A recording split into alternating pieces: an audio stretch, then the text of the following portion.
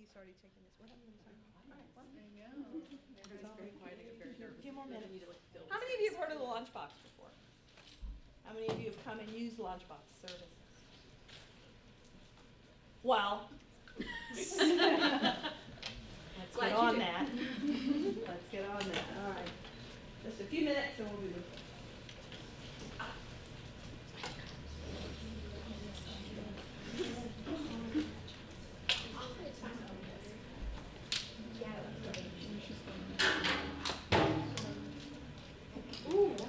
She got you. She said, I got you. No.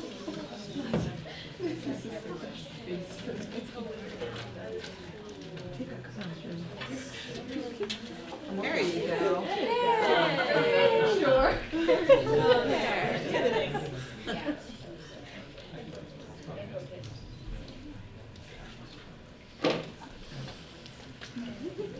Okay, we're going to get started. So, welcome everybody that's here and everybody online. This is the Female Entrepreneurs of Color Roundtable. Tiggles. Roundtable, sorry. I see what you did there. It's been a long week. I'm a little punchy. It's a good thing I'm not moderating. I'm here for it. Speaking of moderating, it's my pleasure to introduce our moderator, Rahwa Teklai. My phonetics are bad. Anyway, she is a Penn State graduate with a degree in finance from SMEAL. She serves as the Senior Vice President and Marketing Leader for PNC Private Bank in Central PA. She leads an experienced team, and they figure out how to help clients reach their financial goals through PNC's private bank capabilities. Not an easy task, for sure. She's also actively involved in the community. She serves on the board of directors for Leadership Lancaster and the Lancaster Estate Planning Council. She also volunteers for Girls on the Run. Is that a, okay? And as a soulmate, which I guess is a kind of a mentor. Awesome. And in 2020, she was named Volunteer of the Year by Girls on the Run International. Ooh, wow. I know. So please welcome our moderator, Rahwa. Thank you so much for that kind introduction and warm introduction, Lee. I know all of you are here to see, obviously, our amazing panelists and entrepreneur here. But before we begin, I do want to say on behalf of PNC, obviously we're so thrilled to be part of Startup Week. Simply put, we support this programming because we know entrepreneurship leads to healthy and obviously balanced society. Again, without further ado, I do want to take and obviously introduce our panelists, and it is my distinct honor. So first, I will introduce Kenya Crawford, who is right here next to me. This beautiful lady. She took a break and actually took a little nap. I'm jealous of. Rest is important. Yes. That's a lesson number 1 right there.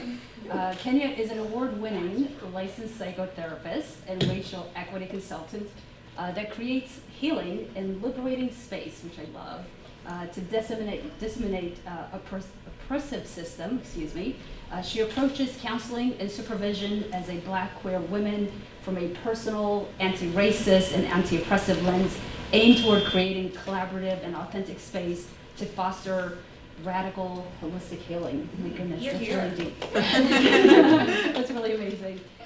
The title of Kenya's talk earlier today was titled Trusting Yourself in Uncertainty Entrepreneurship. So please help me welcome Kenya Crawford. I can already feel the peace here. We're healing in this space. We're healing in this space. I can feel it, yes. Next is Haley Marie McClain Hill. Love the color. Hopefully everybody loves it. Penn State. Haley is a Penn State graduate and CEO founder of Torch Warrior Wear, a fashion brand free from constraint and shapelessness. Oh my goodness. Tweaked with a tactical accent that creates a visionary allure that is timeless and widely modern. I think we could all use one of those. She's a former Nittany Lion and San Francisco Giant cheerleader and an officer in the United States Air Force. Wow. Bad woman, yes, love it. Earlier today, Haley delivered a talk titled Haley Marie McClain Hill, Boots to Business. Please help me welcome Haley.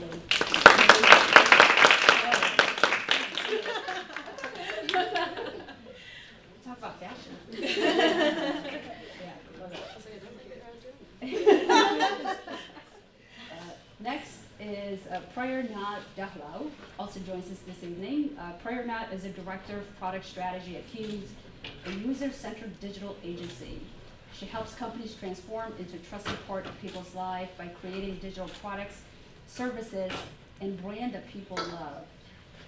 I want one of those products. Me too. Prerana holds a Bachelor in Information Science and Technology from Penn State and an MBA from the University of Maryland. Living and working in DC, she is a self-proclaimed foodie, loves the Oxford comma, and enjoys watching Bravo shows. Oh, scandal. I can Here to relate talk to about that. Earlier today, Prerana delivered a talk titled "How to Make Products Users Love." Please help me welcome Prerana. And finally, let me just say a few words about our fourth panelist, Ayeshah Abuelhiga. Yes. Thank you.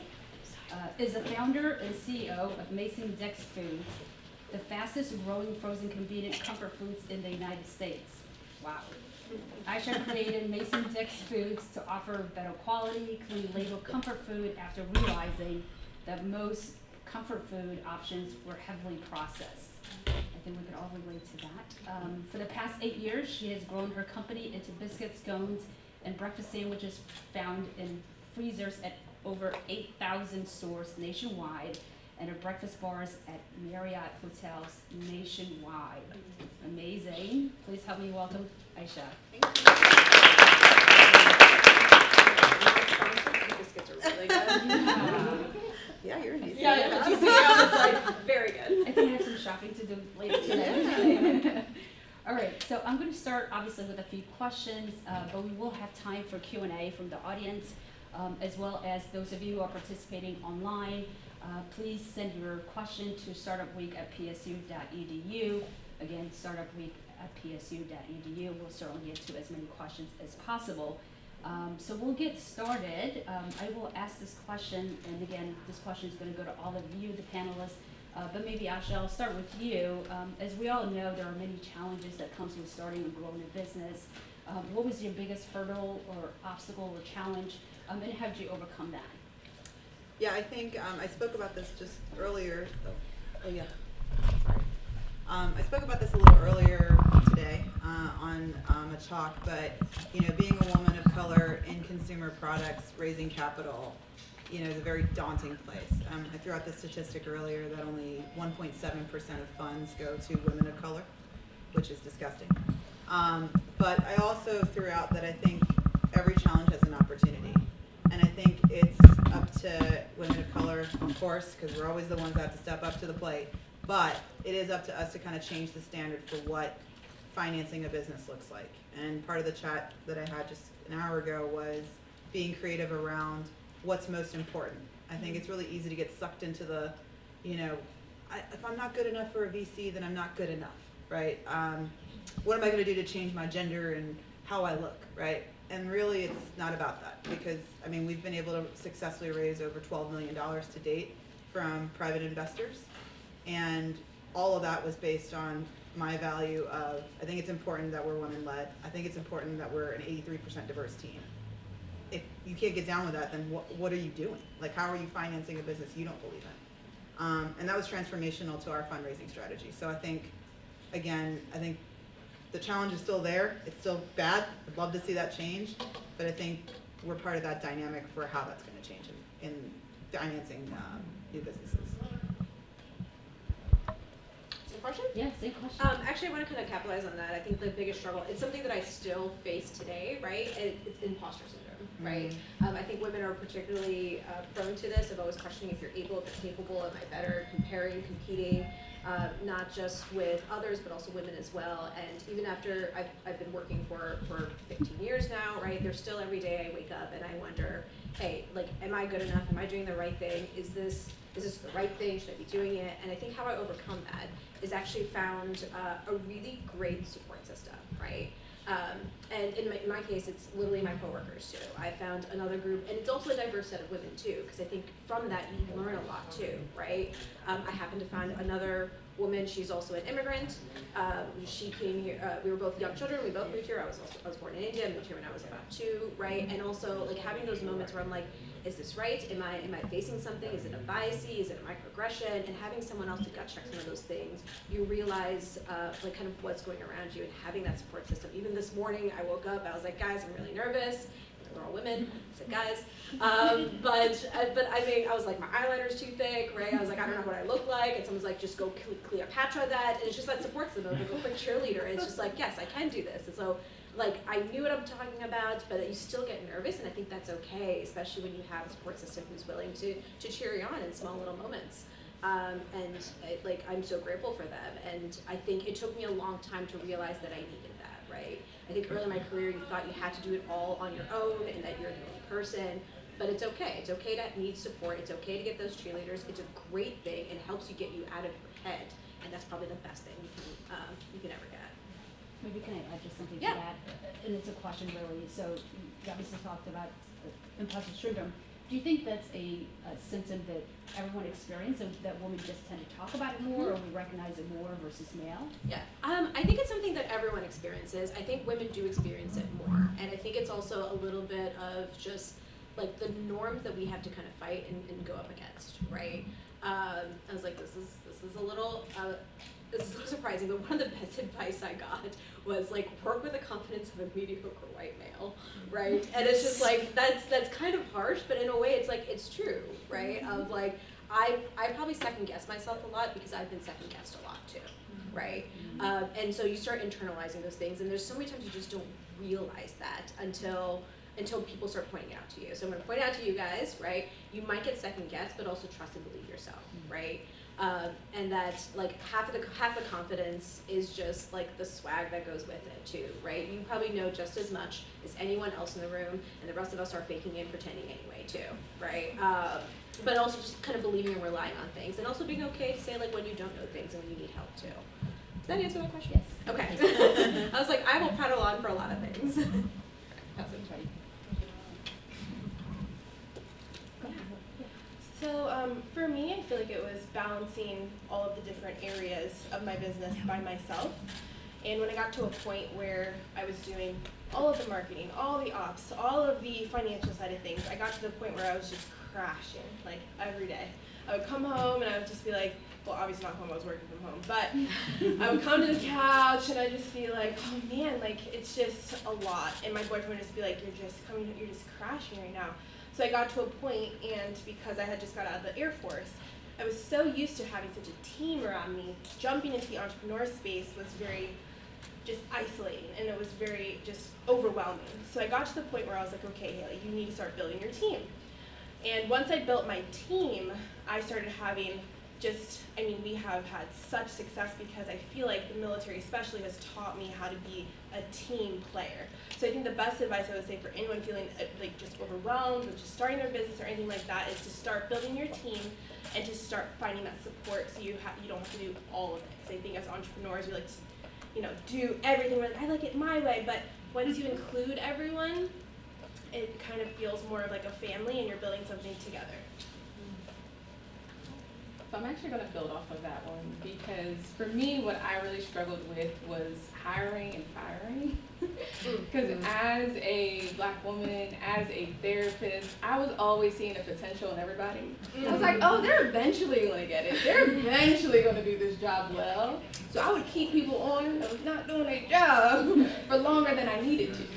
And I had to really assess and say, hold up, this person doesn't value the work, doesn't value your business in the same way that you do. You need to have this challenging conversation, right? You need to speak to this person and say, look, I actually want it done this way, and you've been doing it that way. Are you willing to come over here and do it with me in this way? And some people were, and some people weren't. So I had to have really intentional conversations with them around, this is what a restorative firing process can look like for you. Because I do think a lot of people get really uncomfortable with being fired, get really uncomfortable with being laid off, and it sucks, it hurts. And also, if you're not in the best fit for the position, I do need to transition you out because this is my business. Right. I love what both of you said. I mean, it has to be this way, not that way, right? And just having the vision to support that. And maybe, Haley, I'll start with you with the next question.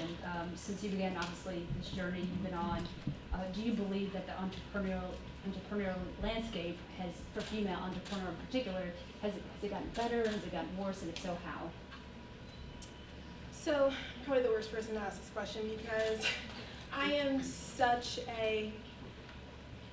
a person who takes that responsibility and takes every challenge and I just run with it.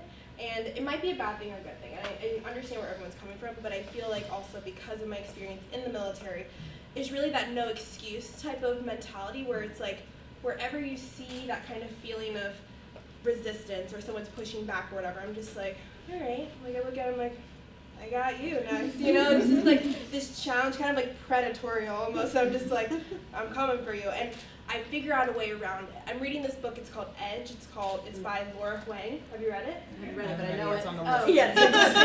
A very long book. Yes. So there's so many resources now. There's so many women who have been through this process now who are sharing their stories and all you have to do is find them and read them and see how they got around it. So I think there's no excuse anymore. It's find the solution and attack it. I love that. Anything you Yeah, want I would. So I think it's gotten better in some ways for us, but I also think what has happened is a lot of performative activism. Mm-hmm. I think there are a lot of companies, a lot of spaces that are saying, oh yeah, we want entrepreneurs of color, and then you get in the room and they want you to be quiet. They want you to kind of shrink yourself or suppress yourself in the spaces, and I don't know about y'all, but that's not me. I'm not going to do that. So if you ask me to come to a space, I will take up space, and I'm going to take up space. So I think rejecting that performative activism has been really important for me. Can I add to that as well? There was an op-ed just last week on the SVB collapse by a Wall Street Journal writer, and he actually went on record in the final paragraph to blame diversity initiatives for the reason of the bank collapse.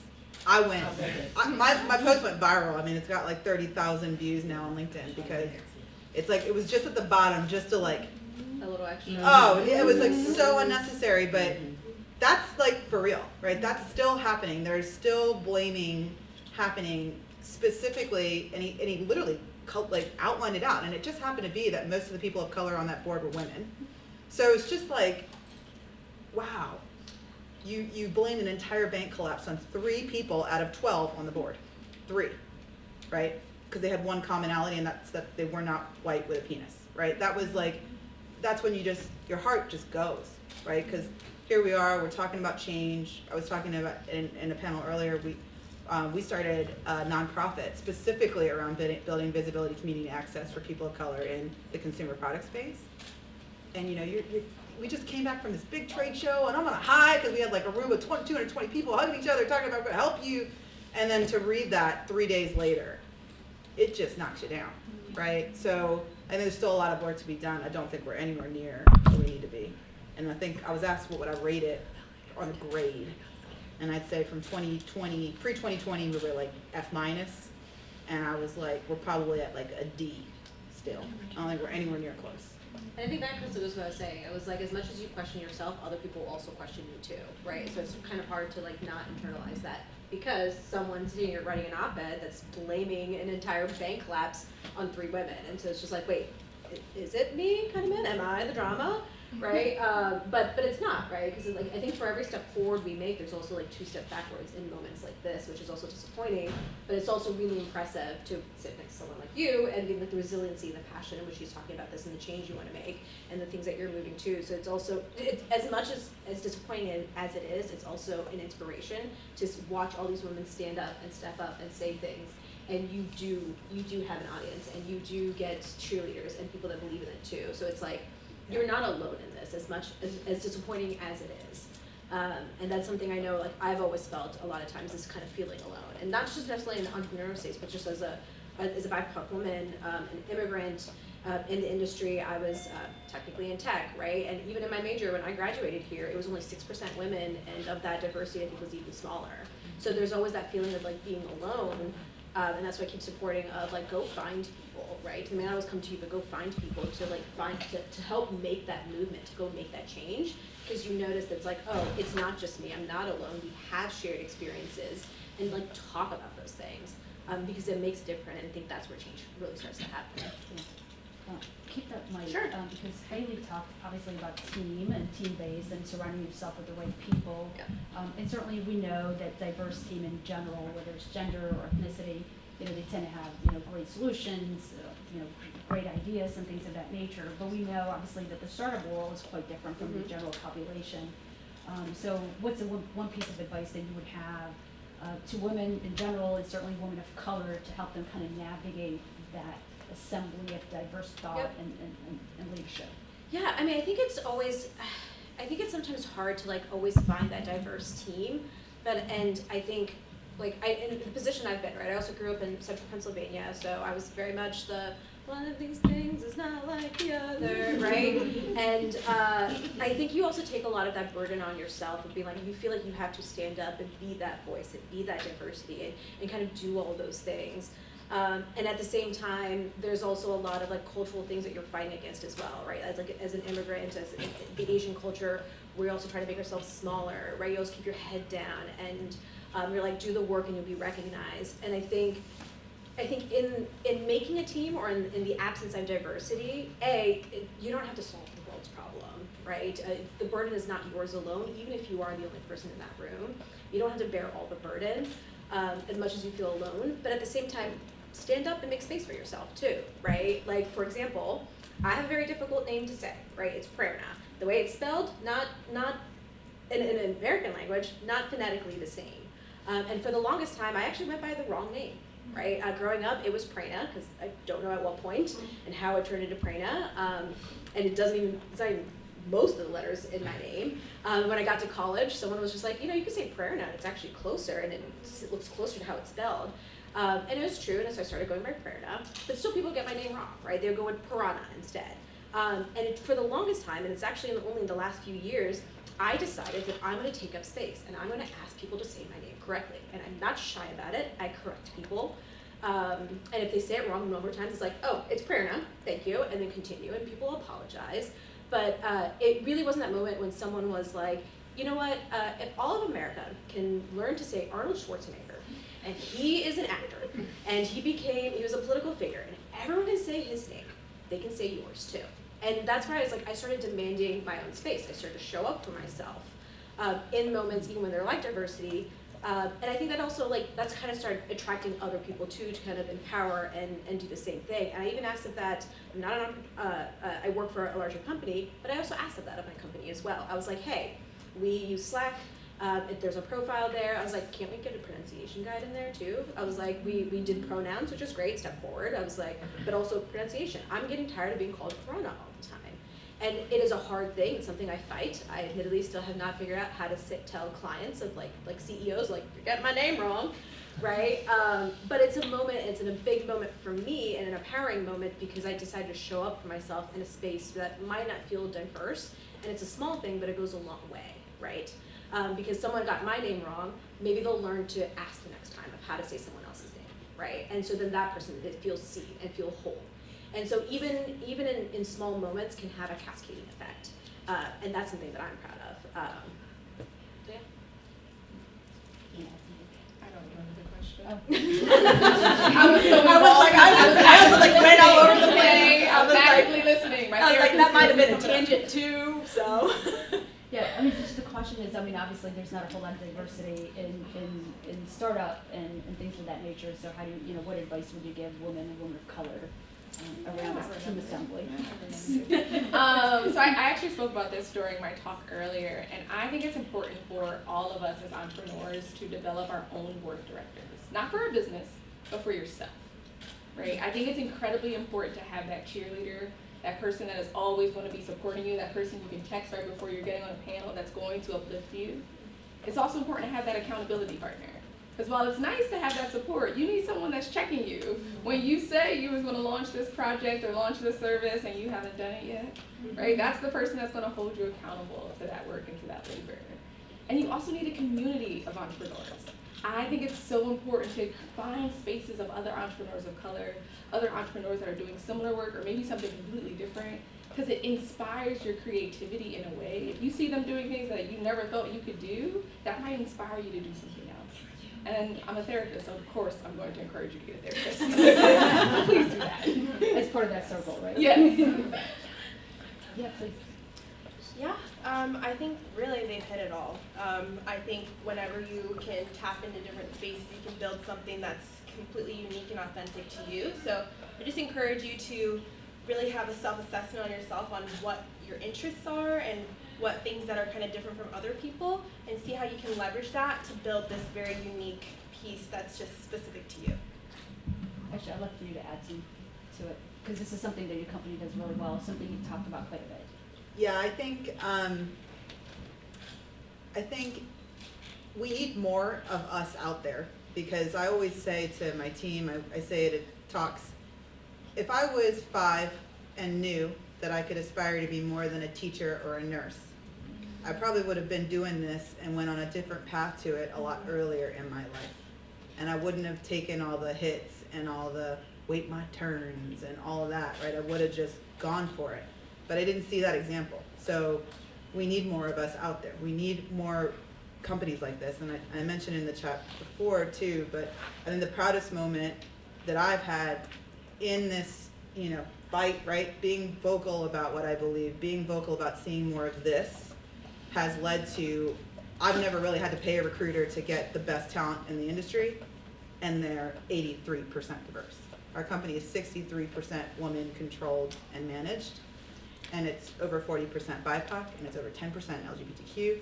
And I didn't go and check some guarantee box to say, check what you are and I'll filter your application. These are people that reached out directly to say, I hate where I'm working because I don't feel seen. I hate where I'm working because I don't think they give a shit about me. I feel like you do. And I want to give 100% of myself to you. That is powerful. So the team that we have is 25 people strong, 83% diverse, because these are people that believe in it. And even more importantly, the poor 4 white dudes that we have, right? I love them to death because they drink it, right? They're so proud to work for a powerful brown woman, right? Yeah. I mean, they're like ride or die for it. They love talking about it. They love talking about how their company looks, right? Those are the types of guys we got to lift up too, right? Because they're the ones that are going to keep up, to your point, right? That mediocre white guy syndrome, right? I can't do that. I wish I could, because I would have been here faster, but I'll let them do it for me. I will, right? So I think that's part of the dynamic of, I don't think we should lose sight that we are the change we want to see, and you don't know who's watching and listening, right? So don't struggle and stop. Try to be who you are, because you never know when that moment's going to come up and the most amazing people come out of the woodwork. All right, we'll keep that mic since you have it. I'll ask the next question, and we'll just go around as well. So I know, obviously, a lot of women entrepreneurs are comfortable with the label female founder, female color, founder of color, while others don't necessarily see it the same way. What are your thoughts on incorporating gender or racial into the business or the mission of the business? Again, I think so I'm multiracial. My dad is Middle Eastern, was Middle Eastern, he passed away a couple years ago. My mom's Korean, but I'm 100% blue-blooded American. And it's always a struggle. A lot of what you said was interesting to me, because it is a struggle. I mispronounce my name when I tell people it, because my mom couldn't even pronounce it, right? My dad didn't take her into consideration when he named me. But it was guys. It's those. I have a hard time sometimes thinking beyond who I am as a person, because I know I'm 3 of a kind in the world, me and my 2 sisters, right? But I think it gives me a unique context for that terminology, right? I like color because I don't have to tell you what it is. I'm just of color. How about we just keep it at that, right? My least favorite question anytime I was in an interview was what's your ethnicity? I get, what are you? We're like, what's your background? That's so exotic, And I'm like, oh God, I'm not a parrot, right? I'm a person. Read a book, right? There's all those things. So I think there is a unified terminology there. So I think we're embracing that instead of obviously, because in the 60s that was the end. Right? Person of color was a derogatory way of saying it, right? It was a disincentivized terminology to take you out of the group, right? I think it's unified now, right? Because there's more power in numbers. There's 40% of the country now if you do it that way versus 10% black, right? So I think that's important. I think the female aspect's important for now, but I do think we need to evolve that a bit with the new face of gender openness, right? I think it is a little bit exclusive in what that means. And I don't know, I don't have the answer for that yet, but I'm encouraged by, I think women are interesting.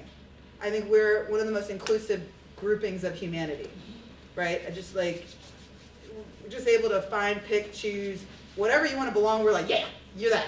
Whatever you want, you just come here, right? That inclusivity is unique to women, females, whatever, right? It's that identity that we've created for ourselves as nurturers. So I do wonder how that's going to evolve with time and acceptance. But for now, I think anything we can do to unify ourselves is a good thing. Yeah, actually, so I'm probably a little bit more on the fence, and I think it's a little bit of like, okay, why do I need a qualifier for what I am and who I am? So it's like, okay, like, yes, I am a BIPOC woman, but I'm also like, I'm just a product manager, right? Like, why do I need a qualifier when no one else gets one either? But I also agree that like, at least where we are right now, it is a term to help unify, and in a way, it is a way to stand out. So as opposed to seeing it as a qualifier, I'm trying to see it more as, all right, if I identify this way, and if I actually add it as a label, then other people know and also will feel the same. And it's kind of that automatic, like, all right, hey, you too, like both of us, right? If I didn't, it might get lost. So it's like, I kind of go of both ways of like, yes, I see how it like helps the movement, but it's also a little irritating because I just want to, I am just as good and I'm the same as everyone else. I don't need a qualifier either.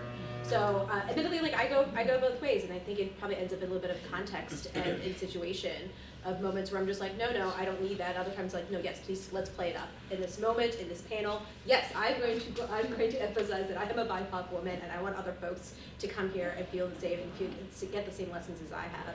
But in other panels, maybe it's like, no, we don't need to emphasize that because I want to be seen as like my experience, less as opposed to a demographic. And what about you, especially the fact that you were in the Air Force? Yeah, oh yeah, I soak in that veteran-owned, absolutely. Look, Small business, women-owned, and veteran. I'm telling you, minority, we're hitting all the boxes. But look, I just think, like again, we're also unique, right? And I think hiding that doesn't do good for you. But I also think leaning on it always isn't great for you either. I think making it aware, making the world aware, and then you following it up with the value, how you're adding value to those labels is how you actually make money in the world. So put it out there for the world, but actually add the substance behind it instead of just leaning on like, I'm female owned, just give me everything. Like, make them give you something because you're so incredible, because you're female owned, because you're this, but because you're you. So just kind of own it. That's what I think. Anything you want to add? Yes. So I have a few things I want to add. I think for me, I'm a black woman. I'm a black queer woman. My name is Kenya. If it's not already known before I get we're going to know. So there's no hiding it for me, right? But I also think when we're in spaces that are quote unquote female only, I do think it's important to recognize that we are excluding our trans sisters. And what are we doing when we use that language? But it's also important to understand, sometimes I talked about this on Instagram a couple weeks ago. And I was in a meeting with a few colleagues of mine, and they were congratulating me for something. They were like, oh, you were the first black woman to do this, like, congratulations. And I was like, that's not something I'm proud of, right? And you shouldn't be proud of it either. Because what that actually communicates to me in this space is that I've been excluded from this space for 20, 30, 40, 50 years. And I'm the first one to come in here and win this award? I highly doubt that there have been other people that have probably been able to do this work better than I have years before, but they've been excluded because they were black women. So I want you to be mindful of what it means when you were saying like, oh, you're the first at this, or you're the first at that. That's actually more exploratory of the company or the organization or the award because it highlights your exclusion in that space. Thank you. All right, I'm going to go to Ayeshah for this question because you kind of actually talked a little bit about this already. We know statistically less than 3% of businesses receive venture capital today. You gave is stat at 1.7. But also statistically, we know of that 3%, only about 2% make up of women, particularly Black and brown women. Yet companies with female leaders and obviously diverse boards typically outperform, companies and organizations that are led by white male. Do you have any advice on how to navigate the world of CLE? Well, like I said, I think value-based, I don't think anyone should compromise their values for cash. That's just another form of prostitution, Yes. right?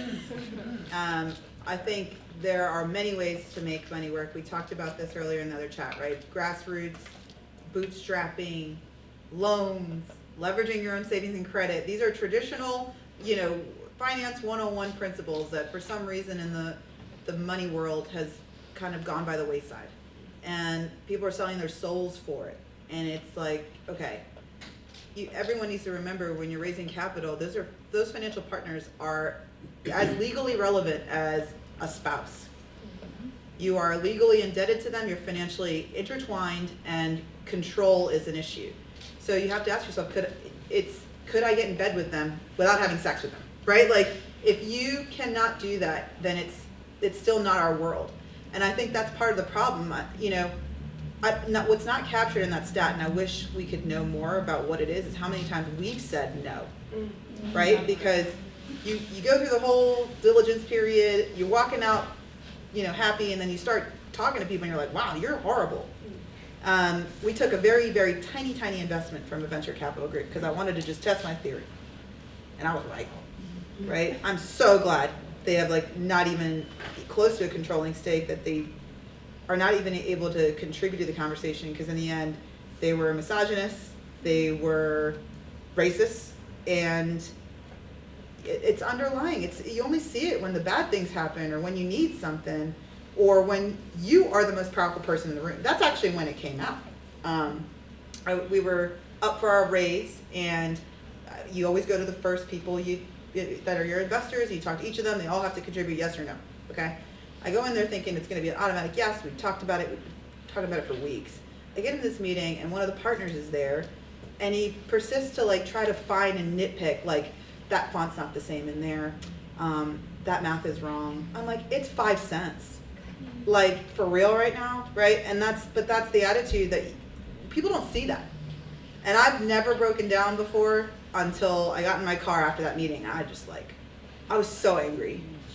And I think I was more angry at myself because I knew, because I said I wasn't going to compromise my values and take their money. And then it was even though it wasn't a lot of money, it was oh man, I knew, and I did it anyway, and I'll never do it again, right? I think there's some element of, we all need to collectively really think about what is the best strategy to finance diverse businesses. Because I don't want to be in that environment. I don't want any of y'all to ever have to experience that, right? So what is the best way forward for us? Is there a new age of capitalism coming out where there are different, and there are a lot of new Black venture funds that are coming up that are more willing to be in your space, right? There are tons of new Asian-centric funding mechanisms now, because that's another thing we didn't talk about, but you kind of touched on it though. There's a tendency for Asian Americans specifically to collapse under the white umbrella, because it is culturally that you just don't say things, just keep your head down, right? But if you take their statistics in terms of CEOs, founders, C-suite in general, and you look at the companies that are run and led by Asian Americans, it over-indexes on white success. But they don't talk about it because it's not culturally appropriate to do that. So if you start thinking about those people, they're going to start creating their own funds because they're rich. They've done really well, right? So we're at the cusp of, I think, a big shift. And the question's going to be, how do we as a community start to change the narrative of what diligence looks like for businesses like ours, right? That have a rougher start, will not have as impressive metrics coming out necessarily compared to well-funded, white, male-driven businesses. But the promise, to your point, somebody said it earlier, that we're historically women-led, diversely-led businesses are more successful. How do we get more numbers around that to bring that visual up so it's not a minority thing, right? It is a majority thing. I don't know when that narrative's going to change, but I'm hopeful with all the changes of the amount of brown success, female-led success that's starting to happen, that's going to change. Follow-up question, why do you think that investor, given that he was a misogynist and a racist, why do you think he was even interested in you as an investor? I think, well, because he knows the business would be successful. But I think he thought I was going to cave at some point and like stroke him off like everybody else does, right? When John walks in the room, everyone's like, you know, and I was just like, and there's a lot of that everywhere. yeah, there is, and I just was like, I don't really care. I'm going to go in here, I'm going to do my chat, and I think it was maybe part of his typical like bro diligence to be like, I'm gonna beat you up and see how you take it. I'm not going to be hazed. Like, I'm here to talk about business. Are you an investor or not? You don't have to. I don't even have to be in this room, right? It's an obligation because you're an investor, I have to ask, but I don't need to be here for you. And I don't think he liked that. I don't think he liked that I wasn't going through the hazing. Yeah. And I think he hoped that it would just cave, but it didn't, right? I just walked out of the room. I was just done, right? Actually, that was the other thing. I actually physically walked out of the room. I've never done that in my life. I've never walked out of a room. I was just done. I closed my laptop, I picked it up, just walked out, right? And I think having the courage to do that more, I think we're, again, going back to the imposter syndrome, it's like, It's showing up for yourself. it's showing up for yourself. And I'm just not going to take this, right? Yeah, I cried in my car afterwards, but I wasn't going to cry in front of him. Like, I wasn't going to show him, right? I was going to do it for myself because I just didn't want him to think that he had control of that room just because he wanted to haze me, right? So there's, that culture is inherently why I think we don't get more of that money, right? We're not going to participate in it. She's going to show up as Kenyan, right? Like they don't like that. They want you to show up as John. How do we do that? We're not going to do it. Actually, I have a follow-up for that. And like it also materializes in a bunch of different ways. It's not just venture capital too.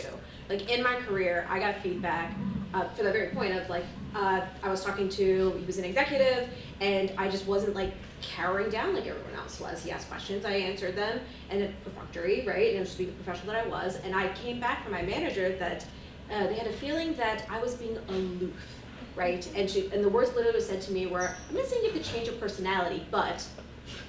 Right, and it's just like, and that's clearly something that has followed me, right? Of like, I felt like I was doing the job, right? I thought I was being a professional. I thought I was standing up for myself. I thought I was answering the questions.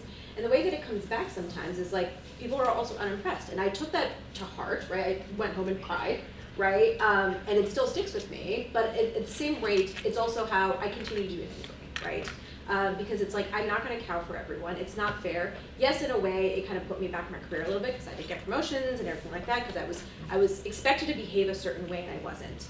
It actually turned into a toxic environment, and I didn't walk out of the room that day, but I actually did end up leaving the company because it wasn't the right fit. And I realized I wasn't being seen. And it was a risk because I actually left without having another job lined up. But I was just like, I'm not taking this anymore. But that's happening more and more, right? Yeah. I can't remember what they called it, and that's not quiet quitting. It's like mission quit. It's something about social, Yeah. like, I don't believe in this, so I'm leaving. I mean, but you have to think about it, right? You can't just quit every single job, but at some point, it's like, you have to know your own threshold, and once again, show up for yourself. I mean, my parents thought I was insane. My mom was just like, you can't do this, right? It was mind-boggling that I would leave a well-paying job with nothing lined up, and again, there's a lot of the cultural and immigrant things that they're like, what are you, no, don't do this. But I took the risk, and I showed up for myself. And it was a rough, not gonna lie, it was a rough 6 months trying to find something else because I started doubting my own decisions, but I'm much happier and better off that I'm not there anymore because I refused to be what someone expected of me, right? There was nothing to say that I was not professional. And I actually got feedback more, and even more recently, they're like, oh, Prerana is not being collaborative to the point that it's unprofessional. And it's just like, that is not me if you ask anyone. And it turned out they just didn't like that we were scoping conversations, and they just didn't like that I was holding the line. I was protecting my team. I was protecting our work, and they just didn't like that because they expected me as a woman, probably as a BIPOC woman. There are stereotypes, there's unconscious biases that I would just roll over and do whatever they wanted. Fortunately, I had a manager, a white male, but he was still supportive. He just laughed, right? He was just like, that's not you. And I was grateful for that. But once again, it's just that repeat moment of being like, no, I'm not going to always do what's expected of me. Yes, there are moments that you have to, but other moments there aren't, and finding those, and honestly, I'm very proud of those moments too. Kind of We're all over the place. Not running out of time, but I do have some very specific questions for each one of you that I want to get into. But just as a reminder, before we get to the audience questions, if anyone has any questions online, please email them to startupweek@psu.com. So Ayeshah, I'll start with you. This is your specific question. And we kind of talked a little bit about this, but I'm hoping you'll add a little more to it. You write quite a bit about how color-led companies, again, are more likely ingraining mission and culture into their company than those run by white men. So again, talk to me a little bit about how your company specifically has done this really well. Yeah, I think people of color-led businesses have to be mission-oriented, which is a plus and a minus. Again, it goes back to this imposter syndrome. We have to show up for our people. We have to do these things. We have to be about it, whatever. At the end of the day, though, I think intrinsically for me, I couldn't discount in the industry segment that we're in that I had to, right? Like I had to be about it because I did not want to hire a bunch of blue-shirted, straight white males. That's not my community. So I think it's really important to identify it first, right? Like up front, what is your community? What is the dynamic that you need to have around you?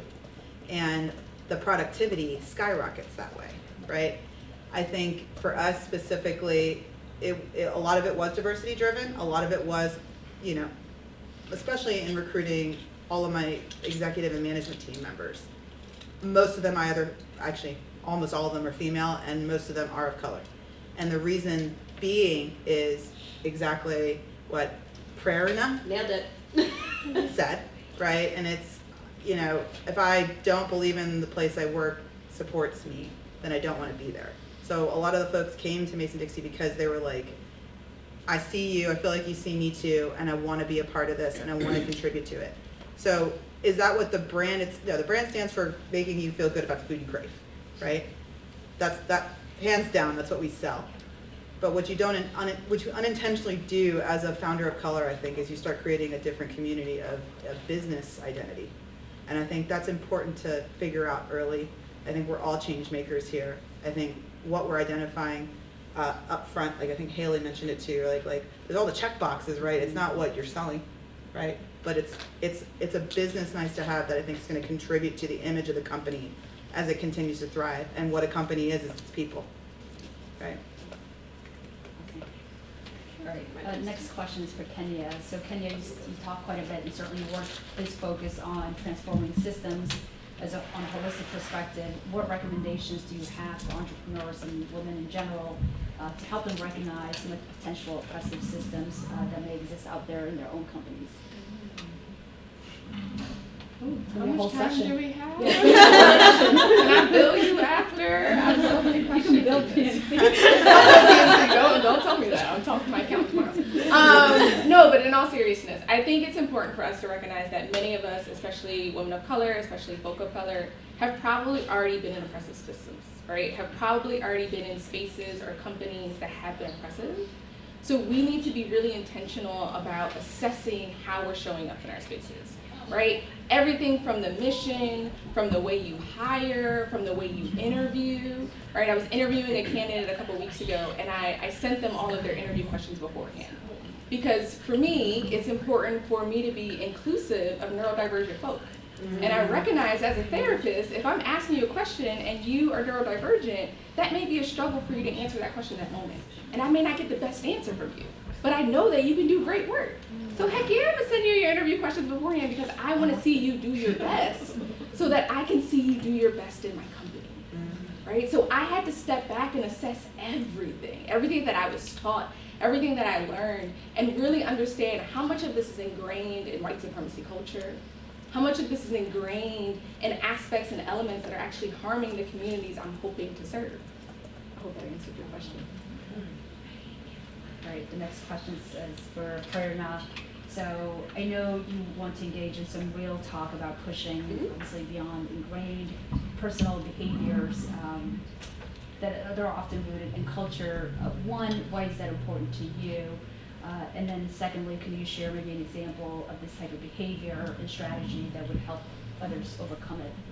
Yeah, I think it's important to me because I probably realized it way too late in my career of just the ingrained biases that I've just come to own, right? That I never really realized. And like I said, because I started talking to someone who had a very similar experience, we came from very different communities. She grew up in Connecticut, I grew up in Pennsylvania, which was same but different, right? And you just start realizing that, like, there were just a lot of accommodations that I was making that I just never realized that I was. And the real talk comes in is that, look, it's not always easy. I've cried, I've had horrible things said to me. You don't always get to make the change that you want, and that sucks, right? That just sucks, right? When you're like, I'm trying so hard, I'm trying to show up, I'm trying to do these things. I spent so much of my life trying to be like other people, and I work so much harder. And we're talking a little bit about the Asian culture of it's always like, work really hard and keep your head down, and you will be seen and you will be recognized. And actually, I was reading an article recently. I can't remember who was by, unfortunately. But what they were actually saying is that there was a study in Sweden where they actually found that up to a certain point, I think it was like in Sweden, like $60,000 in salary was based on talent, right? And after that, promotions and salary was based on how well liked you were, right? And that was wild. And I'm like, and it was kind of a shattering moment, because it's like, oh, yeah, that's totally right. That's why there's other people at my level where I'm like, they are not as good, they are not as talented. I work so much harder than everyone else.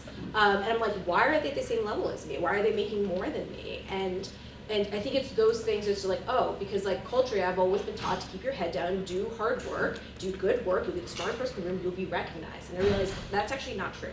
It gets you to a certain point, and something that I'm still bad at, I'm still a work in process, is I need to promote myself. I need to talk about myself. I need to go cover my own ass when shit hits the fan, right? Like that poor client feedback, the first thing I did was I told my manager, I told her manager, I told the company president, I told everyone that this was a situation, so I was starting to control the narrative, because it became less about my skill, my talent, and more about what others were saying and other perception. And if I didn't speak up for myself, that would have been reflected poorly upon me, and it's out of my hands. Yes. Right? Yes. And so like that's where it's like you have to start working against the things that you've internalized that's against your culture.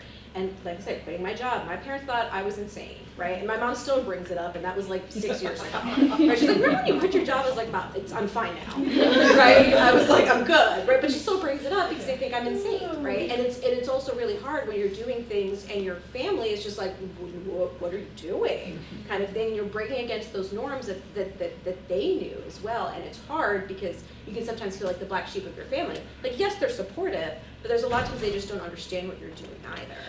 And that is hard, right? Where you're just like, oh, am I getting support from anyone and everywhere? But the answer is yes. There are people, there are things being seen, and you, for as many times as you fall, right? There's resiliency for every time that you get back up and try again. And that is always hard, and it's not always going to be immediate. Like there are moments there that I call my dark period, right? That it doesn't always happen right away, but that also you will get through that too. And as much as you're facing it, I have also faced it. All these women here have also faced it as well. We've all been through our own journey. We've all been knocked down, but we've also gotten back up, and we're probably better for it as well. Yes. All right. The last specific question that I have is for Haley before we go to audience Q&A. So Haley, you talk about, and I love this, often about living a fearless life. Obviously one thing many people are afraid of is, failure in general, or at least the appearance of failure. So talk to us about, your, appearance failure, any stories you want to share, and some of the, how you overcame them. I'll make it quick, y'all, because I know you have questions for us. I would say,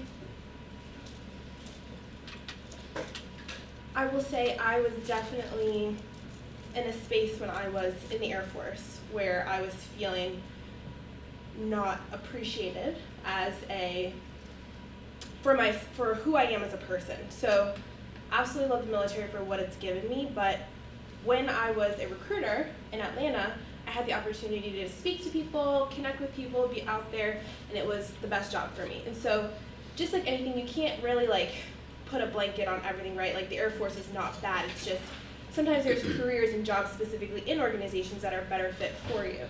So when I was a recruiter, I was like, yes, loving life, this is amazing. And then when I moved to California, they put me behind a desk. And so I was like, I do not go to the gym every day. This is me. to be behind a desk. I'm like, I need to be out in the public. This hair is way too expensive. I'm like, no. So I just kind of felt myself, and so I kind of would sit with myself. I'm like, why am I so just down? I'm in kind of just a down thing when I'm feeling not appreciated. I'm working with people who are in this career that's great for them, but it's not great for me. So I just decided to continue my journey on separating from the Air Force. And so that feeling a little bit, a lot of my people that I've worked with, a lot of the lieutenants were like looking at me like, are you crazy? Like, you're leaving a set job, you get to travel the world, you get to, all the benefits in the world, people respect you, you're an officer in the Air Force, like how dare you go leave this incredible like machine? And I was just like, it's just not for me. So in a sense, it felt like a failure because it's like I didn't do 20, but I knew I found myself for getting out. So I think with every failure, there's finding yourself, and then you get that opportunity to really blossom. You'll make the right decision. So you guys got it. Okay. Takes a lot of guts to do that. Lee, can we see if we have any audience questions or Yeah, online? we'll start here. If you just talk loud, we'll be able to. Okay, Yeah, perfect. Go ahead. My question is that you guys are amazing, and you guys talked about like the difficulties that you face during your business or your jobs and all. Is there something uniqueness about being such a unique community that gives you an upper hand above all the 90% of the people in the organization, which are like, as she said, like mediocre white male? Is there some unique skills that you guys have, or can we look at in that positive way, like, hey, we are different from like other, and use that as a leverage rather than looking as a disability? 100%, absolutely. Read that book, Edge, please. It's everything. Yes. Well, I think you said it earlier, right? Like the most productivity and the best solutions come from diverse teams, right? And honestly, that's true. And I think that just like leading into that, it's like, hey, I have a different point of view, and kind of actually inserting yourself in conversations. This is something that I do as well. Of like, it's actually like I'll be very very tactical. It's even away from just race and gender and everything like that, but even just roles and expectations. Of like, I work with a lot of creatives, and they usually have a creative sync, and they talk about these things too. But I have a diverse perspective, so I actually like weasel and push my way in, and I start joining creative conversations. I'm coming at it from a business strategic product perspective, but in that way, it's a diverse voice, right? Because I'm not just a bunch of creatives in the room. And so like I'm adding perspective. At the end of the day, it's making for a better product, right? It's because I brought a different lens. I made them think about things that they wouldn't have. I asked questions because I think like when you get into a homogenous group, you get very tunnel vision. Everyone's saying the same thing, and you kind of always end up with like the same solution until you get a different perspective and you find like that you're like, okay, this is a great solution, this is a good solution, but here's a great solution because we were able to deviate, right? And so like I said, it doesn't always just have to be about gender or race, right? But it's also just like your background, your experience, the point of view that you were bringing into a group, and just kind of pushing your way into it, right? A lot of times if you just ask, like, hey, can I join this meeting? Or hey, can I join this conversation? People aren't usually gonna say no, or they're gonna be really awkward about it.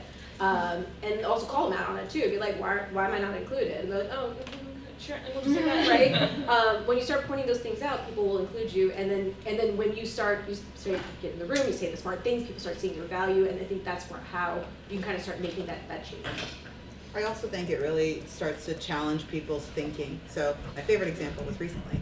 Our chief of sales is a 60-year-old white man. And it was out of the blue, it was really random. He randomly emailed myself, our CMO, and a couple other people working out, and it was just random. He goes, Hispanic foods, that's racist. And I was like, yes, Jerry. Yes, that is. Let's talk about that. Where the hell did that come from? But like, he's making his own connections, right? Because it's the diverse thought in the room. We have tons of different backgrounds of people. We talk about Latinx. We talk about what BIPOC means, right? Like, when to use it, when to not. Like, we're always talking about it because we're all talking live thing. Water cooler talk when it's a diverse company is not, did you see John's golf swing? Right? It's not that, right? It'll be something fucked up that happened that weekend. It'll be something amazing that happened at somebody's kid's basketball game. It'll be something different. So everyone's worlds collide a little bit more, and I do think it encourages creative and challenging thinking. I'll add something really quickly. I think for folk of color, and myself included, I like to always say this: I eat failure for breakfast. And I say that because failing is a part of this work, and I have a high distress tolerance with failure. I look at failure and I'm like, huh, that's cute. I'll do it again. I'll do it again. I'll do it again. And I think because of that, it makes running my business easier. I'm not afraid to fail. I actually want to fail. Because I know when I'm failing, I'm learning something new. And now I'm taking that knowledge and I'm going to do it again. I'm going to do it better that time. You're probably learning more from your failures than your successes. Absolutely. I don't learn much from my success. I mean, it's great. Love success. I'm not saying it's not bad. It's great. It will come eventually. Right. Anyone else has any questions? Yes. I feel like up until like fairly recently, there's been like a norm of kind of like a masculine way of leadership that's like very strong and direct, and you know, we all know. So what advantages do you think that the feminine side of leadership brings to leading a team that, as you mentioned beforehand, has made a lot of companies more successful? Let's take that. I'll take it. So, amazing question. Love that, Britt. So I think, again, in the military, you think about masculine leadership, right? It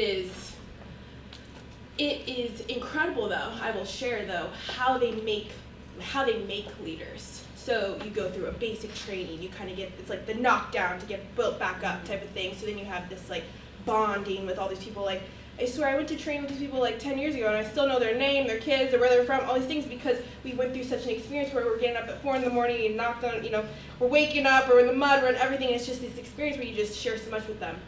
And so what the Air Force taught me about leadership is, though, it's all about being a selfless leader.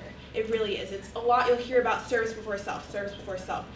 And I really do think that with every aspect of what I've learned on the masculine side of things, I've been able to balance it with my feminine side of things. So service before self, yes, but if my airman just told me that he's just getting a divorce and he literally doesn't want to come to work or something like that, like I can come from my feminine point of view and be like, oh, you need a day.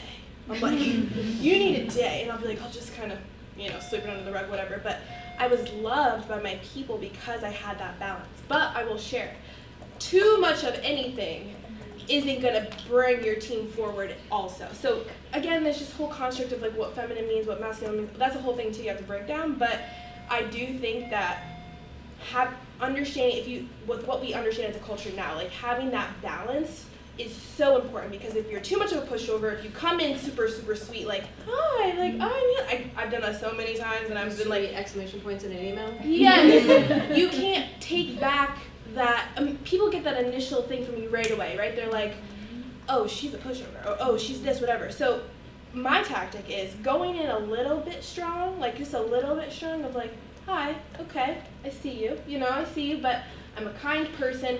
I think also like, people associate nice, like, oh, she's nice. Like, it's not I'm nice, it's no, I'm a kind person, I'm genuine, I'm understanding. Like, nice is like, she's nice, whatever, you can get over on her. Be kind, but you can still be firm. Be loving, but you can still be, give hard feedback. Like, I think it's that balance. I think to add to that, I think there's generally a rise in need and want from folks to look for more empathetic and emotionally intelligent leaders. Right? It's not just always about the work anymore. We want to come as our whole selves to work. And I think those qualities err on the more feminine side, but not to say that men can't have it either. Honestly, I had a manager, he's probably the most empathetic leader in the world. He's a white dude. Right? I always look at you when I say that. I don't know why. I think you've also mentioned it several times. I think you and I keep talking about the mediocre white dude. I think that's part of why, right?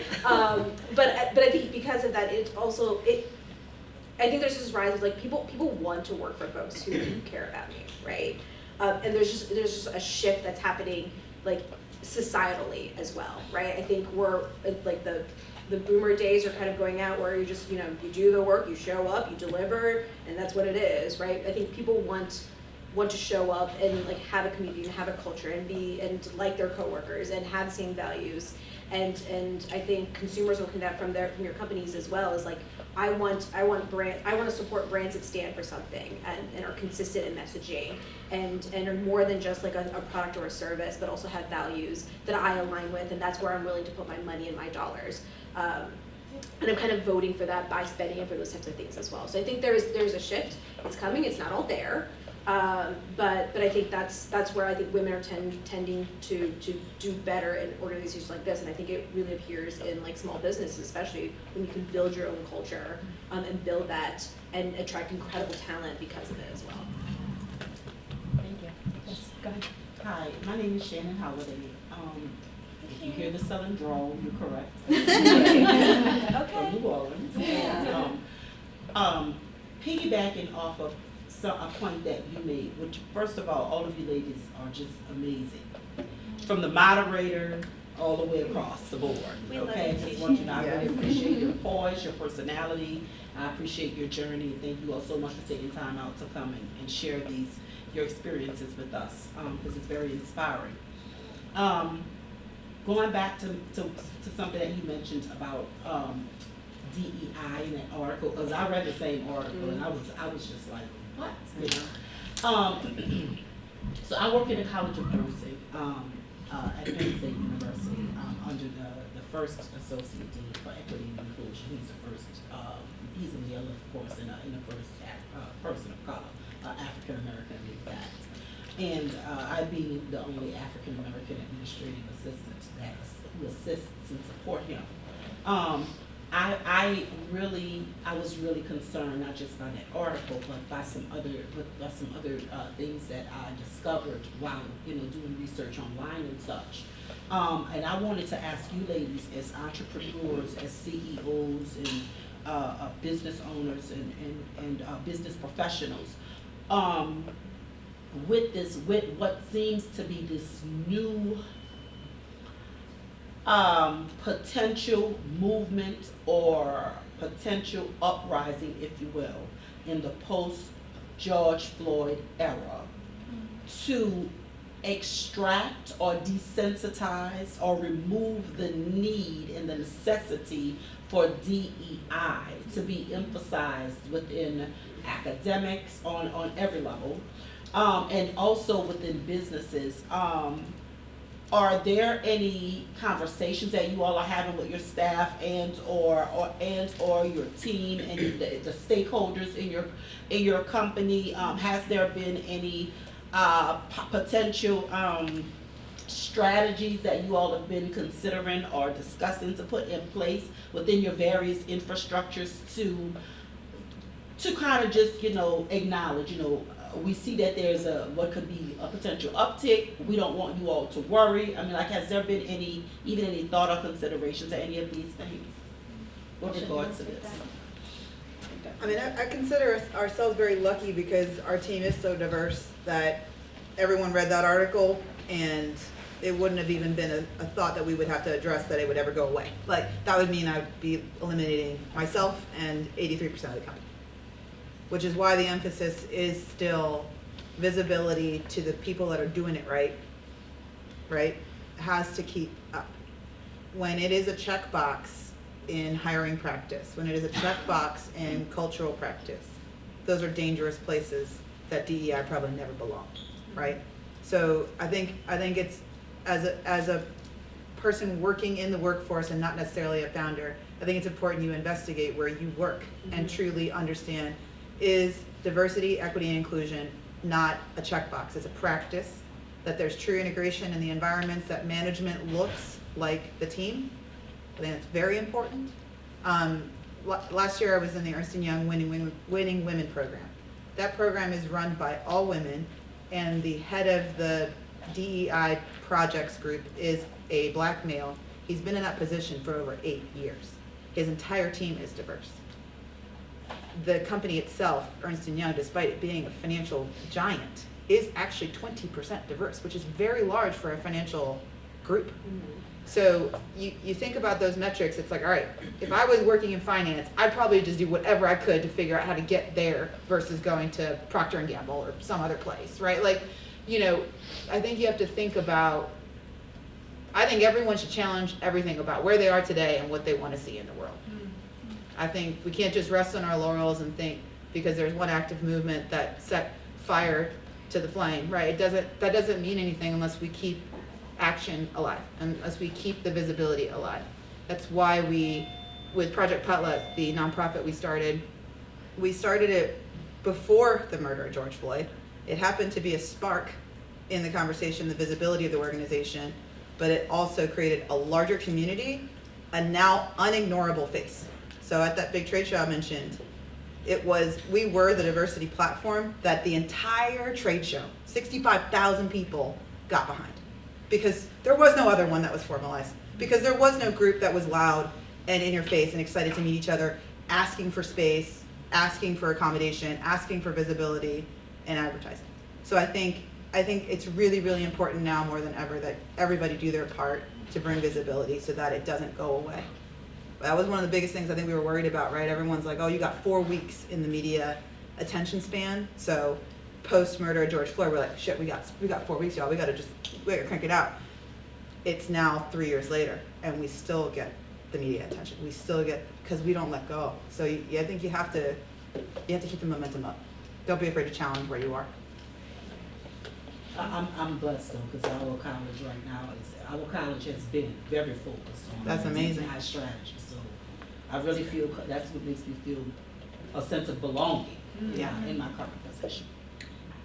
I actually want to jump on this as well because I'm a racial equity consultant. All I do is consult with DEI professionals and C-suite members. And one thing I noticed, because I did this work before George Floyd.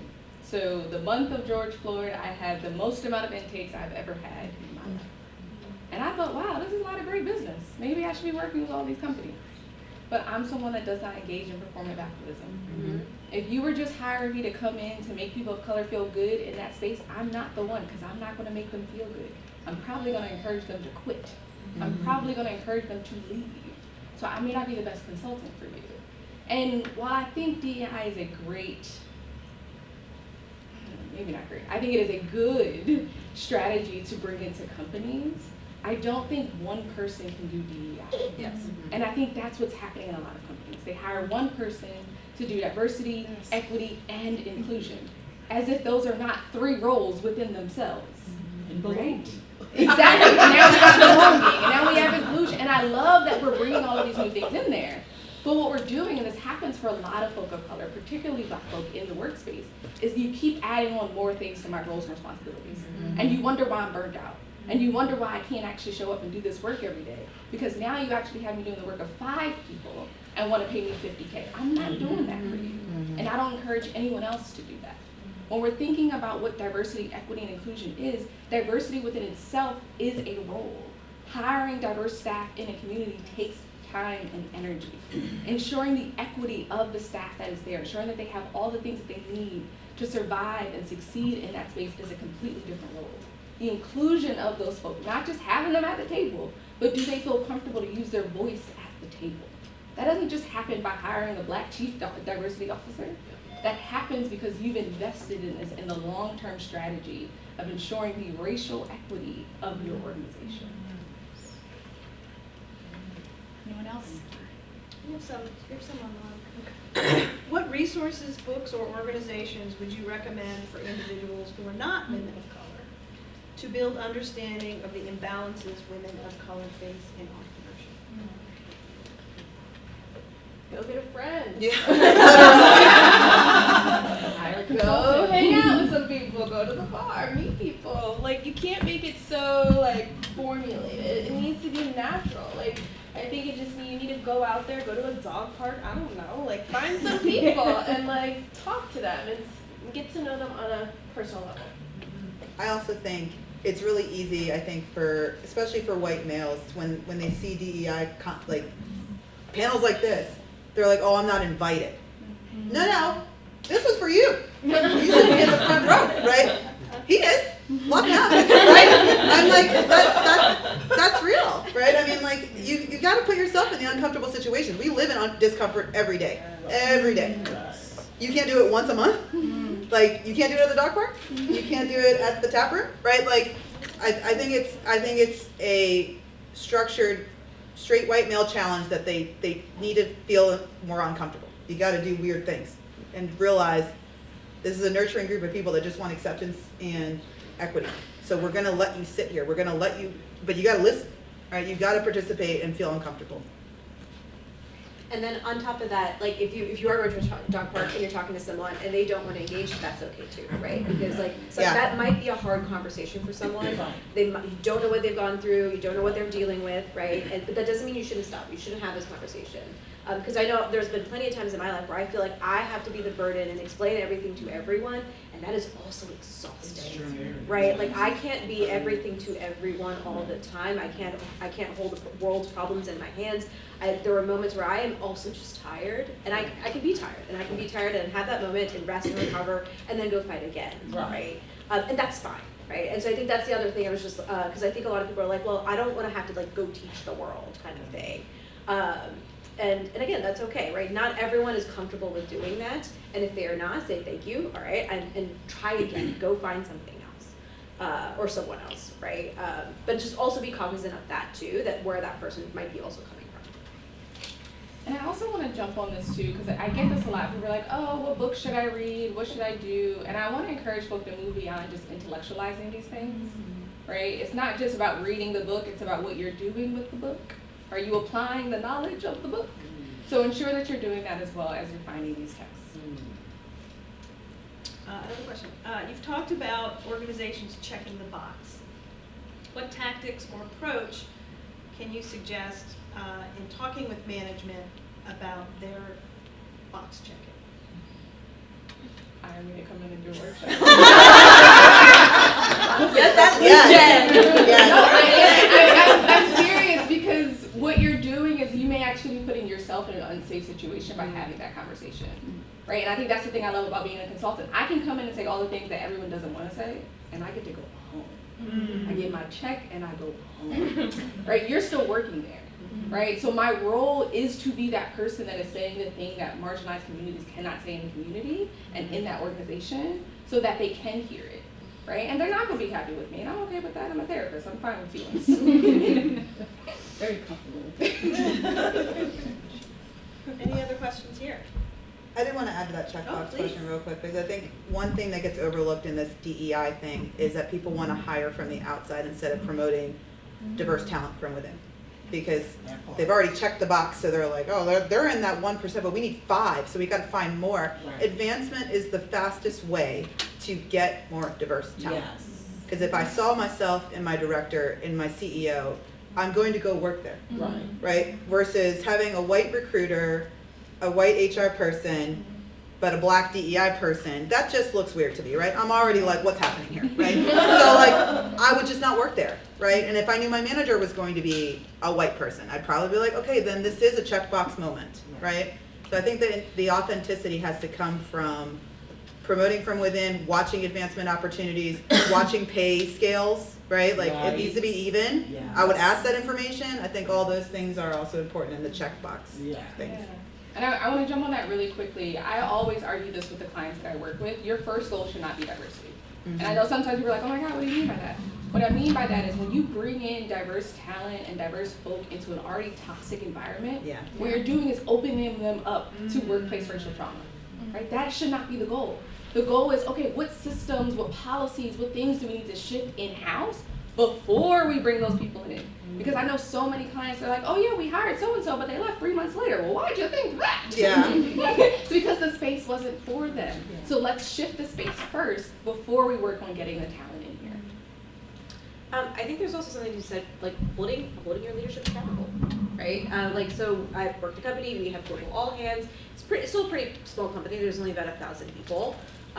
Yes, that is a small company, because I've worked for like 20,000 as well. But like, it's harkening back to things that they've said in previous all hands. So like, hey, these are our goals. This is what it is. We're gonna do this, and it's like, okay, cool. It's been 6 months. Can you show me? It's just show me what's the progress. What are the goals? Are there programs in place? What's the plan? Right? And just ask. Right? Just ask like, what's going on? Can you show me what the like? If I haven't seen anything yet, then give me a plan. Right? Show me what you're doing about it as opposed to just saying it, right? And I think that's where it shifts from performative to actually like making it actionable.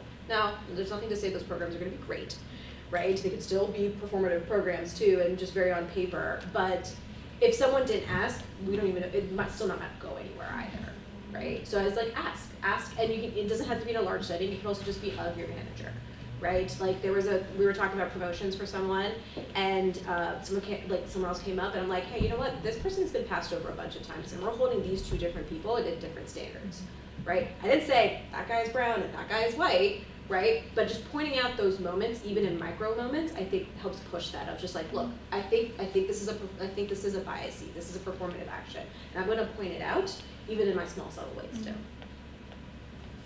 Any more online questions? Okay. All right, well, I will ask one more last question for each one of you, and it's basically just in closing, what is one thing you would recommend, whether it's resource or action for someone who's thinking about starting a business? One resource or action. Just one, child? We would have 4 by the time we're all done here. I'm gonna let one of y'all go first, because I can't think of just one. You can make it 2. Okay, yeah. I would go online and try to find a private business coach or a mentor. I think that's very important. Someone who's done what you want to do, and try to find them. There's an app called Intro. I know we talked about that, and there's a lot of. Have you guys heard of it? Yeah, you can talk to some people that have done amazing things. They might be able to help you, find that, and use your alumni association as well. Sorry. I'd say, I think people take business planning too seriously in the academic world, right? Like, it's not something you're going to submit to anyone, like, ever. It's literally for you. It's an organizing thought. Literally, it's when this happens, I will do something like this, right? It's literally just a plan B action plan for when something bad happens, really, right? Because it's really easy to get sucked up. I think, Kenny, you were talking about success. You're always in that buzz, everything's going great. And it's when the stuff goes bad, you're like, holy shit, what do I do now, right? It's kind of nice to have that business planning process. I actually have never pulled it back out, but I just remember thinking about, like, okay, what if something bad happened, right? Like, I wrote all these narratives down. And so I think it's just important to sit down, be negative as hell about what could happen, and just write it down. You'd be surprised at how much recall you have when those things come up. I don't know if it's necessarily a tool, but I think it's more of a practice and a behavior. It's something, again, I'm also really bad at, but just kind of looking back and recognizing your journey, right? So I think this is actually something a friend of mine told me. She's like, I stopped making New Year's resolutions and instead looked at the past year and looked at where I came and kind of wrote those things down, right? Because I think you kind of forget, especially when you're in the moment and things are tough, that you're like, oh no, I've come a long way and I've made progress, and just kind of sit with that. And that part is nice, right? Like just appreciate yourself a little bit more, right? And again, I'm really bad at it, and I am constantly comparing myself to others. But it's also something that I remember every New Year's now, that I'm just like, I'm going to go back and look at where I've come and where I've been, and I think that also kind of inspires you to keep going as an entrepreneur too, or a disruptor or an innovator, right? Even if you don't have your own business, but just like the path of where you've come, the journey you have taken, it's beautiful, and it's yours, and recognize it. I think I'm going to basically talk about what I talked about earlier in my talk, and I think it's trusting yourself. I think that is going to be the thing that will really help you navigate your business, because there's going to be so many people that tell you no. There's going to be so many moments where you're questioning, why in the world did I choose entrepreneurship when I could have just gone for a 9-to-5 and had a nice little salary, but no, I chose to work for myself. You have to trust yourself in this work. Trust yourself to fail forward, and trust yourself to succeed and flourish in the ways that you can.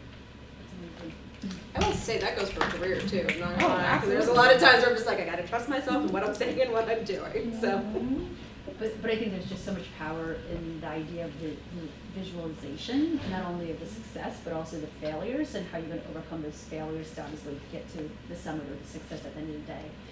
All right, well, unfortunately, we are out of time. I do want to thank these amazing panelists.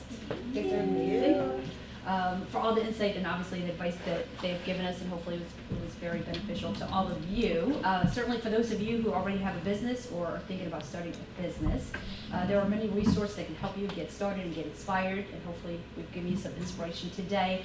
But please visit invent.psu.edu, again, invent.psu.edu to begin that amazing journey. So can you just give these amazing panelists?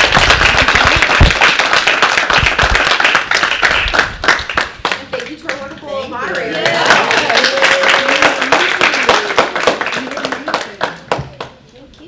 Yes, thank you. I was like, moderating is not easy. Especially with tough Recognize your topics, journey. right? Preparation is not Hard easy. topics. Did it, girl. You guys made me busy.